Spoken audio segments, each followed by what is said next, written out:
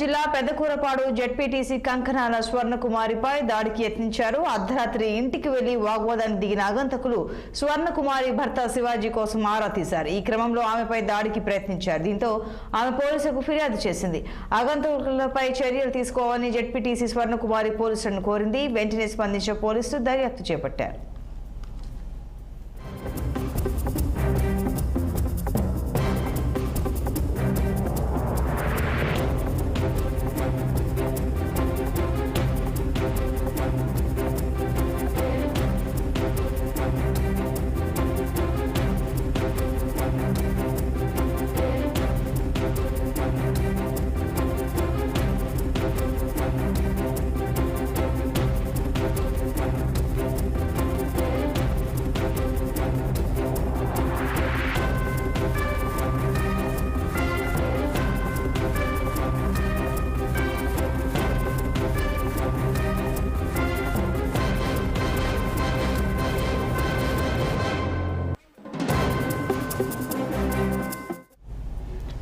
పల్నాడు జిల్లా పెద్దకూరపాడు జెడ్పీటీసీ కంకనాల స్వర్ణకుమారిపై దాడికి యత్నించారు. అర్ధరాత్రి ఇంటికి వెళ్లి వాగ్వాదానికి దిగిన ఆగంతకులు స్వర్ణకుమారి భర్త శివాజీ కోసం ఆరా తీశారు. ఈ క్రమంలో ఆమెపై దాడికి యత్నించారు.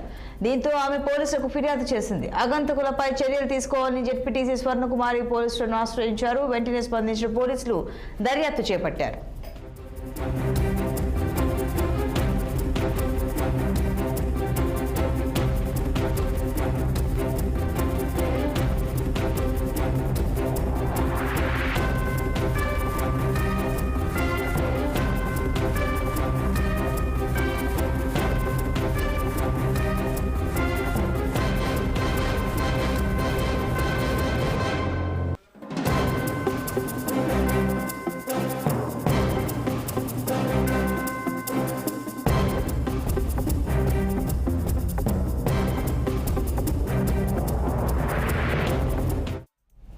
ఇక మరింత సమాచారం మా ప్రతినిధి పవన్ అందిస్తారు. పవన్, చెప్పండి, జెడ్పీటీసీ స్వర్ణకుమారిపై దాడికి యత్నించిన దుండగులను పోలీసులు గుర్తించారా? అసలు వారెవరు, వివరాలేంటి?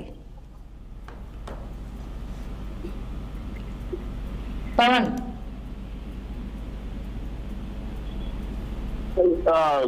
మొత్తానికి సంతోషి ఏదైతే పెదకూరపాడు జెడ్పీటీసీ కంకనాల స్వర్ణకుమారిపై దాడికి అయితే యత్నించారు కొంతమంది దుండగులు కూడా. దీనికి సంబంధించి కూడా ఇప్పటికే పూర్తి స్థాయిలో కూడా స్వర్ణకుమారిపై ఎవరు అత్యాచారానికి పాల్పడ్డాడు అనే దానిపై కూడా ప్రస్తుతం పోలీసులు అయితే మాత్రం ఆరాధిస్తా ఉన్నారు. ఏదైతే ఈ ఘటన పల్నాడు జిల్లా పెదకూరపాడు పెదకూరపాడు అయితే చోటు చేసుకుంది.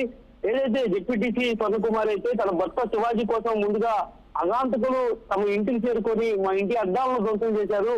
అనంతరం తన ఇంట్లో ఉన్నటువంటి నేపథ్యంలో కూడా తలుపు పగులు కొట్టుకుని లోపలికి వచ్చి తనను హత్య చేసేటువంటి ప్రయత్నం అయితే చేశారంటూ కూడా స్వర్ణకుమారి అయితే మాత్రం ఆరోపిస్తా ఉంది. మరి ఈ నేపథ్యంలోనే తన భర్త శివాజీని కావాలనే కొంతమంది హత్య చేసేందుకు కుట్ర పన్నుతా ఉన్నారు. కాబట్టి పూర్తి స్థాయిలో తమ ఇంటి మీదకి దూసుకువచ్చేటువంటి ప్రయత్నం చేశారంటూ కూడా స్వర్ణకుమారి అయితే చెప్తా ఉంది. మరి ఈ నేపథ్యంలో స్వర్ణకుమారి ఒకసారిగా ఇంట్లో ఉన్నటువంటి నేపథ్యంలో దుండగులు లోపలికి వెళ్ళడం, వెళ్లి ఆమెపై కూడా దాడి చేయడం, ఈ పరిణామాలు చోటు చేసుకుంటున్న నేపథ్యంలో కూడా వెంటనే పోలీసులకైతే మాత్రం స్వర్ణకుమారి ఫిర్యాదు చేసిన నేపథ్యంలో ప్రస్తుతం పోలీసులైతే విచారణ చేస్తా ఉన్నారు. నిజంగానే దుండగులు ఇంట్లోకి వెళ్లి ఆమెపై అత్యాచారం చేసి వర్షం కిడ్నాప్ చేయాలని చూసారా, లేదంటే పాత కక్షలు ఏమైనా ఉన్నాయా, లేదంటే పార్టీలకు సంబంధించినటువంటి వివాదాల నేపథ్యంలోనే ఈ యొక్క ఉదాంతం అంతా కూడా జరిగిందా అనే దానిపై కూడా ప్రస్తుతం ఆరాధిస్తున్నటువంటి పరిస్థితి కూడా కనిపిస్తా ఉంది.